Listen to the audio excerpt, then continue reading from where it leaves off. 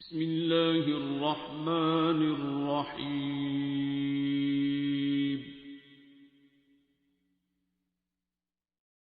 السلام علیکم ورحمۃ اللہ وبرکاتہ۔ پیارے بہن بھائیوں، آج ہم سورہ بقرہ کی آیت نمبر 207 سے اپنے سبق کا آغاز کریں گے اور تمام آیات کا ترجمہ، تفسیر اور شان نزول جانیں گے۔ اللہ رب العزت نے کب اور کیوں یہ آیات مبارکہ نازل فرمائیں۔ پیارے بہن بھائیوں،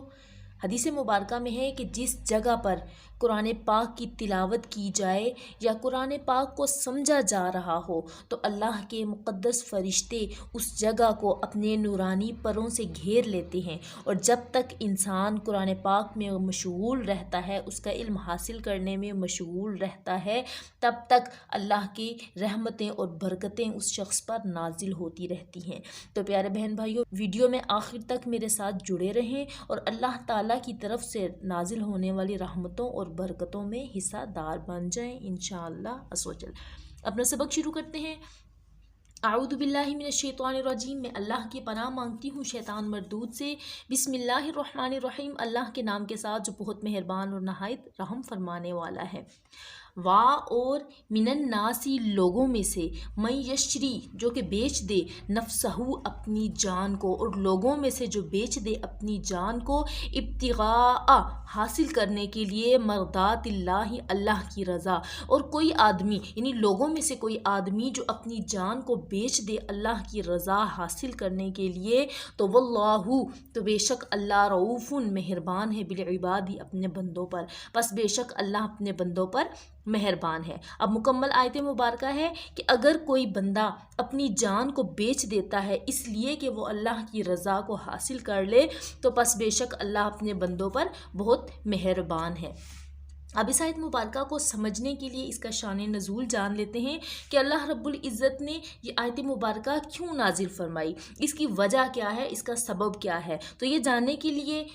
اس کا شان نزول دیکھتے ہیں کہ حضرت صہیب ابن سنان رومی مکہ معظمہ سے ہجرت کر کے حضور سرور کونین صلی اللہ علیہ وآلہ وسلم کی خدمت میں مدینہ طیبہ کی طرف روانہ ہوئے۔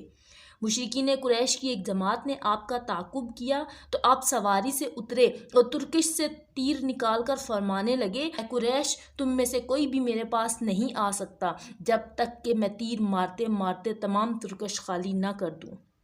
اور جب تک تلوار میرے ہاتھ میں رہے اسے ماروں، اس وقت تک کہ تمہاری جماعت کا کھیت ہو جائے، مطلب کہ تمہاری جماعت بالکل کٹ جائے۔ اگر تم میرا مال چاہو جو کہ مکہ مکرمہ میں مدفون ہے تو میں تمہیں اس کا پتہ بتا دوں گا، تم مجھ سے تعارض نہ کرو گے۔ اس پر وہ راضی ہو گئے اور آپ نے اپنے تمام مال کا پتہ بتا دیا۔ حضور سرور کونین صلی اللہ علیہ وآلہ وسلم کی خدمت میں حاضر ہوئے، اس وقت یہ آیت مبارکہ نازل ہوئی۔ حضور صلی اللہ علیہ وآلہ وسلم نے تلاوت فرمائی اور ارشاد فرمایا کہ تمہاری یہ جاں فروشی بڑی نافع تجارت ہے۔ کون سی آیت مبارکہ اس وقت نازل ہوئی؟ وَمِنَ النَّاسِ مَن يَشْرِي نَفْسَهُ ابْتِغَاءَ مَرْضَاتِ اللَّهِ وَاللَّهُ رَءُوفٌ بِالْعِبَادِ، کہ جو شخص اپنی جان بیچتا ہے اللہ کی رضا حاصل کرنے کے لیے تو بے شک اللہ اپنے بندوں پر مہربان ہے۔ تو پیارے بہن بھائیو، آپ اس آیت کا مفہوم سمجھ چکے ہوں گے کہ اللہ رب العزت نے یہ کیوں فرمایا کہ جو بندہ اپنی جان کو بیچ دیتا ہے، یعنی حضرت صہیب رومی نے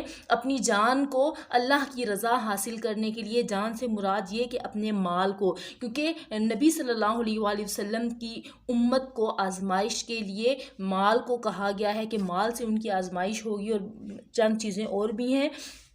تو اس لیے آپ کو جب مال سے آزمایا گیا تو حضرت صہیب رومی نے اپنی جان کو بیچ دیا، یعنی اپنا تمام مال ان کے حوالے کر دیا، لیکن سرور کونین صلی اللہ علیہ وآلہ وسلم کی خدمت میں حاضر ہو گئے۔ تو اس پر اللہ رب العزت نے یہ فرمایا کہ جو شخص اپنی جان کو بیچ دیتا ہے اللہ کی رضا حاصل کرنے کے لیے تو پس بے شک اللہ اپنے بندوں پر بہت مہربان ہے۔ اگلی آیت دیکھتے ہیں کہ یا ایھا الذین، اے لوگو، یا حروف ندا میں سے ہے، الذین اور پکارنے کے لیے آیا ہے، یا ایھا الذین، اے لوگو۔ اب کن لوگوں کو مخاطب کیا گیا؟ آمنو، ایمان والے لوگو۔ یا ایھا الذین آمنو، اے لوگو ایمان والو، ادخلو، تم داخل ہو جاؤ، فی السلم، اسلام میں، کافتن، مکمل یا پورے کے پورے، اے ایمان والے لوگو تم پورے کے پورے اسلام میں داخل ہو جاؤ۔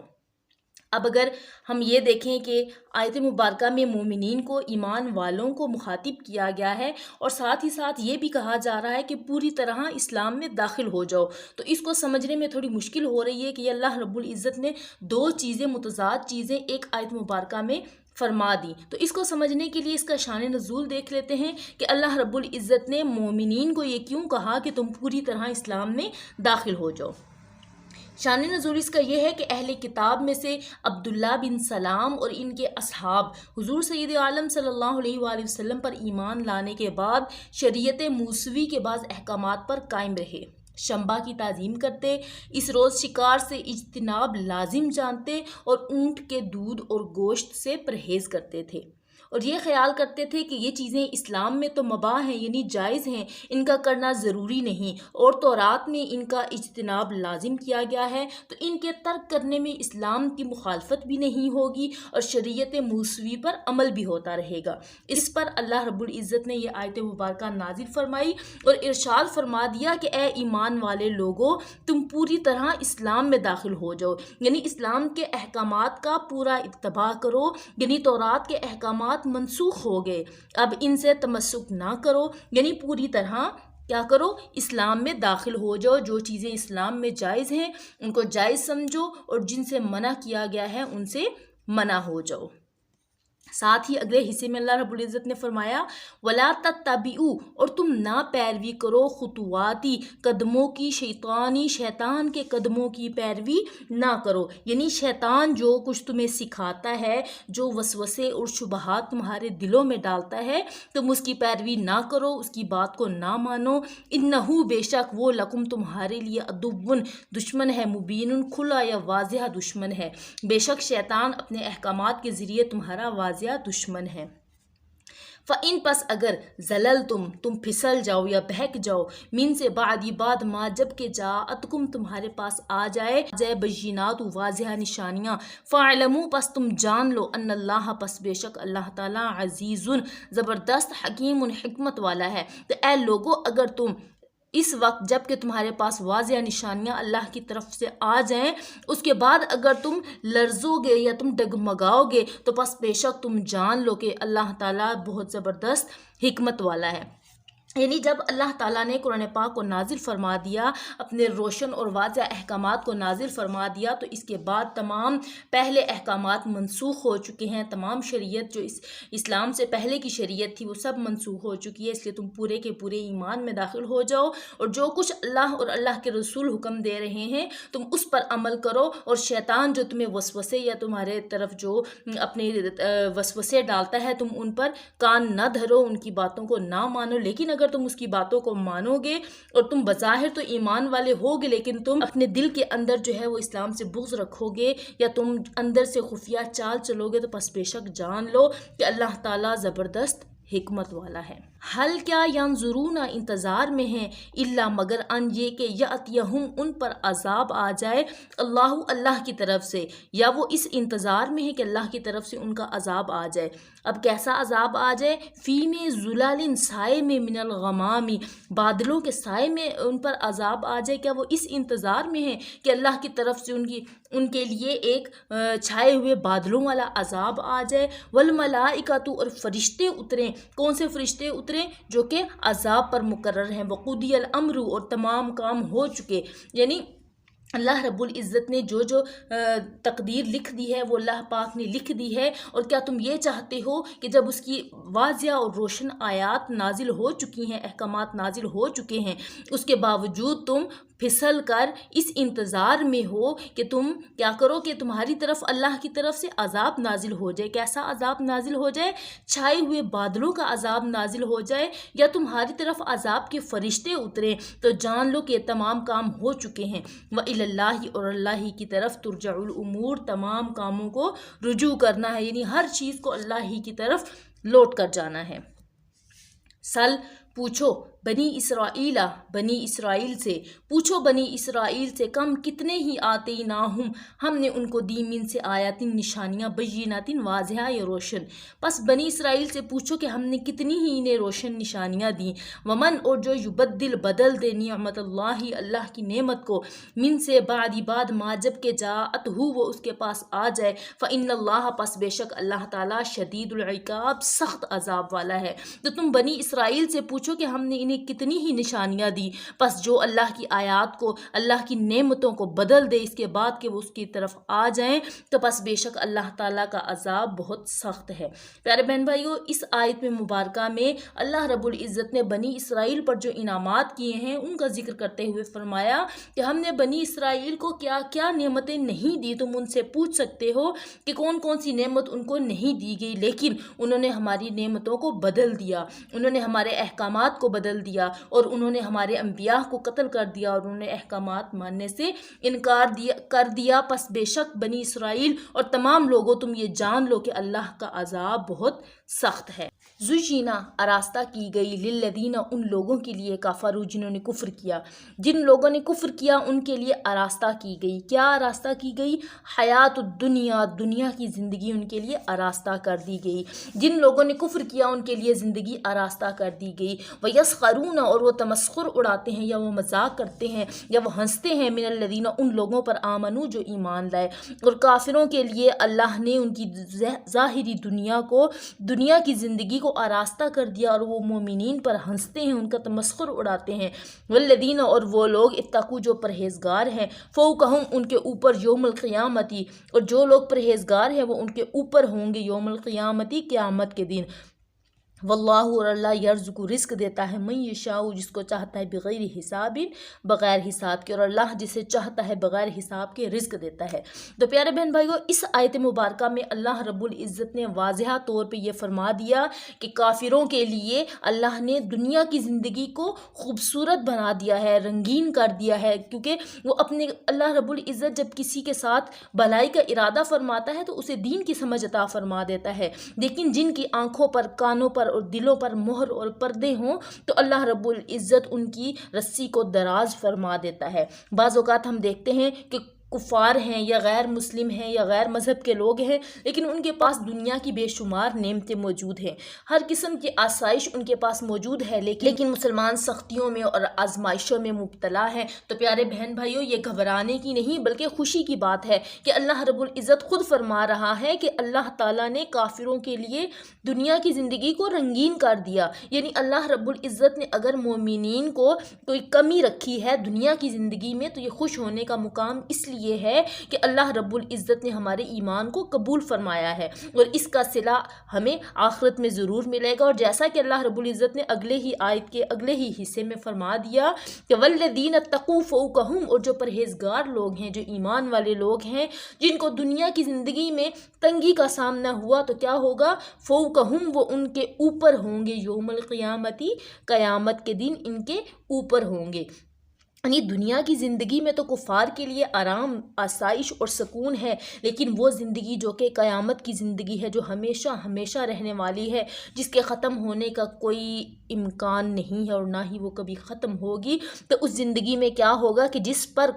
جن لوگوں پر کفار ہنستے تھے، ان کو کمزور سمجھتے تھے، ان پر ظلم ڈھاتے تھے، تو اللہ رب العزت نے فرما دیا کہ وہی لوگ تمہارے اوپر ہوں گے یوم القیامتی، اللہ کے دن۔ واللہ یرزق من یشاء بغیر حساب، اور بے شک اللہ جسے چاہتا ہے بے حساب رزق عطا فرماتا ہے۔ کان الناس، لوگوں میں سے تھا، امتن گروہ، واحدتن ایک گروہ، پس لوگوں میں ایک گروہ تھا، فبعث اللہ، پس اللہ تعالیٰ نے بھیجا نبی جینا، نبیوں کو، مبشرین، خوشخبری دیتے ہوئے، ومنذرین، اور ڈرانے کے لیے۔ اور اللہ نے پہلے لوگوں کا ایک ہی گروہ تھا، تمام لوگ ایک ہی دین پر تھے، یعنی حضرت آدم علیہ السلام کے زمانہ سے عہد نوح تک سب لوگ ایک دین اور ایک شریعت پر تھے۔ پھر ان میں اختلاف ہوا تو اللہ نے حضرت نوح علیہ السلام کو مبعوث فرمایا، یہ بعث میں سب سے پہلے رسول ہے۔ تو آیت مبارکہ میں اللہ رب العزت نے فرمایا کان الناس امۃ واحدۃ، لوگ تمام ایک ہی دین پر تھے، فبعث اللہ النبیین مبشرین، پس انبیاء بھیجے خوشخبری دیتے ہوئے اور ڈر سناتے ہوئے، وانزل، اور نازل کیا، معہم، ان کے ساتھ، کتاب کو، بالحق کی، سچی کتاب کو ان کے ساتھ نازل کیا، لیحکما، تاکہ وہ فیصلہ کر دیں، کون؟ وہ نبی اور وہ کتاب کے ذریعے فیصلہ کر دیں، بین الناس، لوگوں کے درمیان، تاکہ وہ نبی اس کتاب کے ذریعے لوگوں کے درمیان فیصلہ کر دیں، فیما، جس میں اختلافو، انہوں نے اختلاف کیا، فی، اس میں، یعنی کس چیز میں فیصلہ فرما دیں کہ جس چیز میں انہیں اختلاف محسوس ہو یا ان کے آپس میں کوئی اختلافات آ جائیں، چاہے وہ شریعت کے معاملے میں ہوں یا کسی بھی معاملے میں، اگر ان کے لیے کوئی اختلاف آ جائیں تو وہ اپنی حق کتاب کے ساتھ اللہ کے بھیجے ہوئے نبی جو ہیں وہ ان کے اختلافات کو رفع فرما دے اور ان کے درمیان میں فیصلہ فرما دے، مختلفو، اور نہیں کیا اختلاف فی ہی، ان میں، الا، مگر، الذین، ان لوگوں کو، اوتوہ، جنہیں وہ دی گئی، یعنی کتابوں میں اختلاف کس نے کیا؟ صرف ان لوگوں نے کہ جن کو کتاب دی گئی، بعد ما، جب کہ جاءتہم، ان کے پاس آ گئی، بینات، واضح نشانیاں، بغین، پس انہوں نے سرکشی کی، بینہم، آپس میں، فہد اللہ، پس اللہ تعالیٰ نے ہدایت دی، الذین، ان لوگوں کو، آمنو، جو ایمان لائے، لما اختلفوا، جو کہ ان میں اختلاف تھی اس بات میں، اللہ تعالیٰ نے انہیں ہدایت دے دی، فیہ، اس میں، من الحق کی، سچ میں، باذنہ، اللہ کے حکم سے، پس آپس کی سرکشی سے، تو اللہ تعالیٰ نے ایمان والوں کو وہ حق بات سجھا دی جس میں جھگڑ رہے تھے اور آپس میں جو ہے وہ اختلاف کر رہے تھے، تو اللہ رب العزت نے ایمان والے لوگوں کو وہ بات جو ہے وہ ان کے ذہنوں میں ڈال دی، ان کو سجھا دی، بس اللہ رب العزت کے بتائے ہوئے احکامات کے مطابق انہوں نے ان کے درمیان میں فیصلہ فرما دیا، واللہ، اور اللہ، یہدی، ہدایت دیتا ہے، من جسے، یشاء، چاہتا ہے، الی، طرف، صراط مستقیم، سیدھے راستے کی طرف، اور اللہ جسے چاہتا ہے سیدھے راستے کی طرف ہدایت دیتا ہے۔ تو پیارے بہن بھائیوں، آیت کے اس آخری حصے میں جو کہ ہم نے پڑھا کہ اللہ رب العزت انبیاء کرام کو بھیجا اور ان کے ساتھ اپنی کتابوں کو بھیجا تاکہ وہ اپنے لوگوں کے درمیان اگر کوئی اختلاف دیکھیں تو ان میں وہ فیصلہ فرما دیں، جیسا کہ حضرت آدم اور شیس اور ادریس پر صحائف، اور حضرت موسیٰ پر تورات، حضرت داؤد پر زبور، حضرت عیسیٰ پر انجیل، اور خاتم الانبیاء محمد مصطفیٰ صلی اللہ علیہ وآلہ وسلم پر قرآن مجید کو نازل فرمایا۔ یہ تمام کتابیں اور صحیفے ہیں جو کہ اس لیے نازل کیے گئے کہ اللہ کے بندوں کے درمیان کوئی اختلاف ہو تو سچی اور واضح بات کے ساتھ ان کے ذریعے ان کے درمیان میں اختلاف کو ختم کر دیا جائے۔ اب یہ اختلاف تبدیل و تحریف اور ایمان و کفر کے ساتھ تھا، جیسا کہ یہود و نصارہ سے واقعہ ہوا، یعنی یہود و نصارہ نے جس طرح انبیاء کرام کی جو ہے وہ تنسیخ کی، ان کو ماننے سے انکار کیا، یا انہوں نے کتابیں اللہ کی جو تھی آسمانی کتابیں ان میں تحریف کی، تو اس پر اللہ رب العزت نے یہ فرما دیا کہ فہد اللہ الذین آمنوا لما اختلفوا فیہ من الحق بإذنہ، تو اللہ تعالیٰ نے ان کے درمیان میں فیصلہ فرما دیا اور مومنین کو جو ہے وہ بات سجھا دی جو کہ جس بات پہ جھگڑا تھا، اور آخر میں اللہ رب العزت نے یہ ارشاد فرما کر اس بات کو پکا کر دیا کہ واللہ یہدی من یشاء الی صراط مستقیم، تو اللہ جس کو چاہتا ہے سیدھے راستے کی طرف ہدایت عطا فرماتا ہے۔ صدق اللہ العظیم۔ اللہ رب العزت سے دعا ہے کہ الہ العالمین جس طرح تو نے تمام لوگوں کو سیدھے راستے پر ہدایت دی اور ان کو سیدھے راستے پر قائم رکھا، الہ العالمین ہمیں بھی مرتے دم تک نبی آخر الزمان صلی اللہ علیہ وآلہ وسلم کی امت میں رکھنا